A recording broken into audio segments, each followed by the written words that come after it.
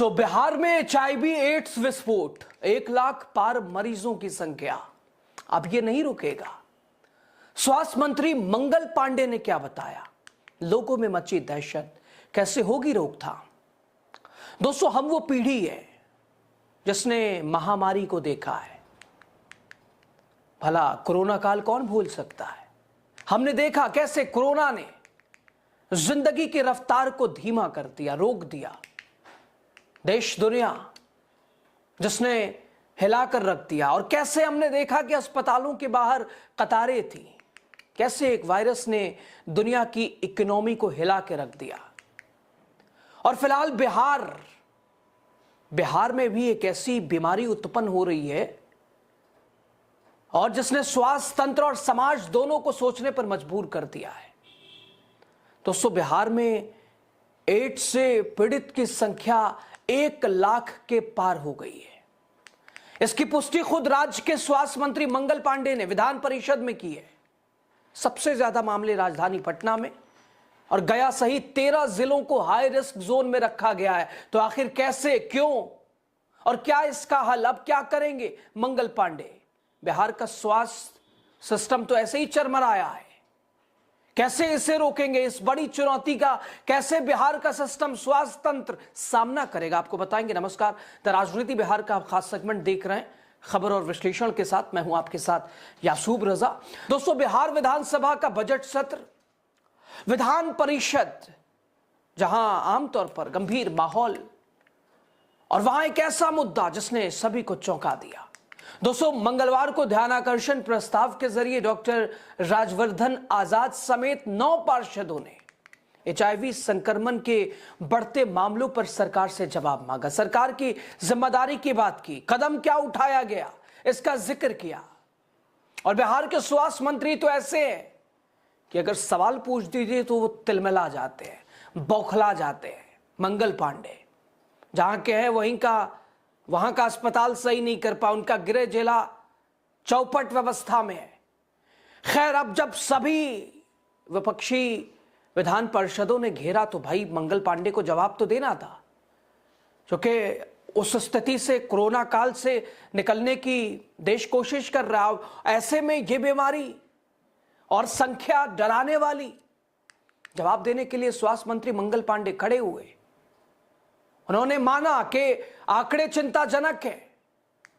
राज्य में एड्स से पीड़ित लोगों की संख्या 1 लाख के पार हो गई है।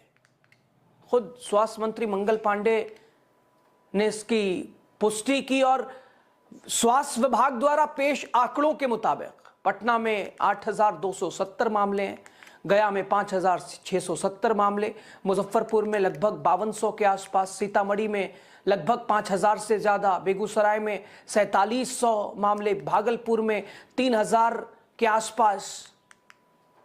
दोस्तों, इसके अलावा अन्य जिलों में भी संक्रमण के मामले सामने आए हैं, जिससे कुल 13 जिलों को, जिनमें हाई रिस्क श्रेणी में शामिल किया गया है।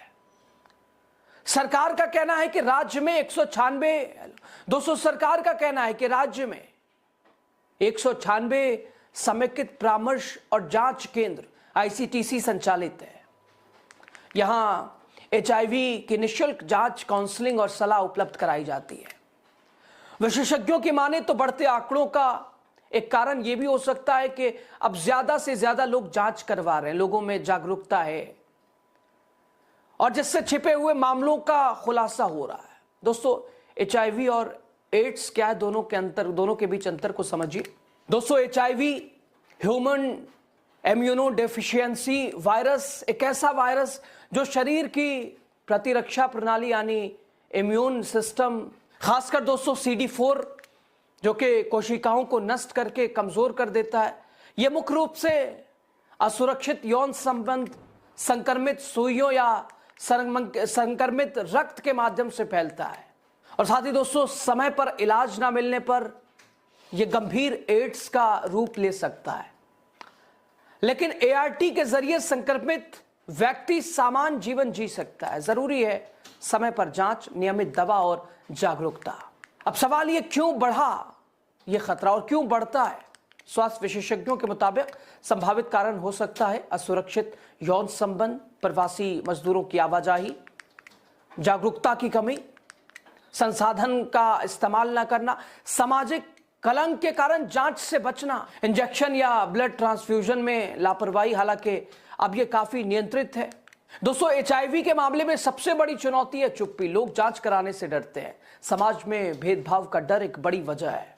दोस्तों, संक्रमित व्यक्तियों को आर्थिक और सामाजिक सहारा देने के लिए राज्य सरकार बिहार शताब्दी एड्स पीड़ित कल्याण योजना चला रही है।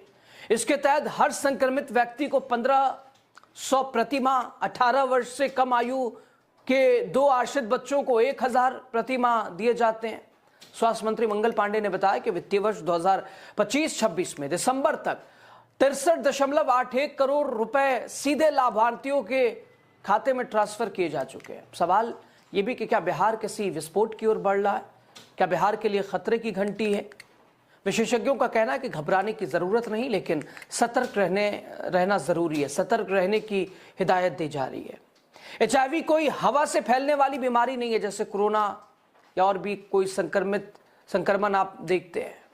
यह खास परिस्थितियों में फैलता है और सही जानकारी से इसे रोका जा सकता है। क्या करना जरूरी है?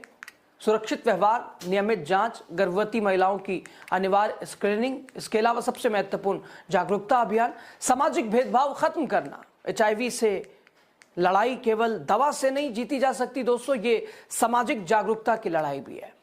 तो दोस्तों, बिहार से आए आंकड़े निश्चित रूप से चिंता बढ़ाने वाले हैं, लेकिन घबराने की नहीं, समझदारी और जागरूकता की जरूरत है। संख्या 1 लाख के पार, लेकिन हर संख्या के पीछे एक इंसान, एक परिवार, एक उम्मीद। सरकार योजनाओं और जांच केंद्रों का दावा कर रही है। सवाल यह भी कि क्या जागरूकता और रोकथाम की रफ्तार संक्रमण से तेज हो पाएगी? एचआईवी से लड़ाई क्या संभव है? हां, बशर्त जानकारी, जांच और जिम्मेदारी साथ हो। लेकिन सवाल, बिहार का स्वास्थ्य सिस्टम कितना सहयोग दे रहा है इस रोकथाम के लिए, यह महत्वपूर्ण है।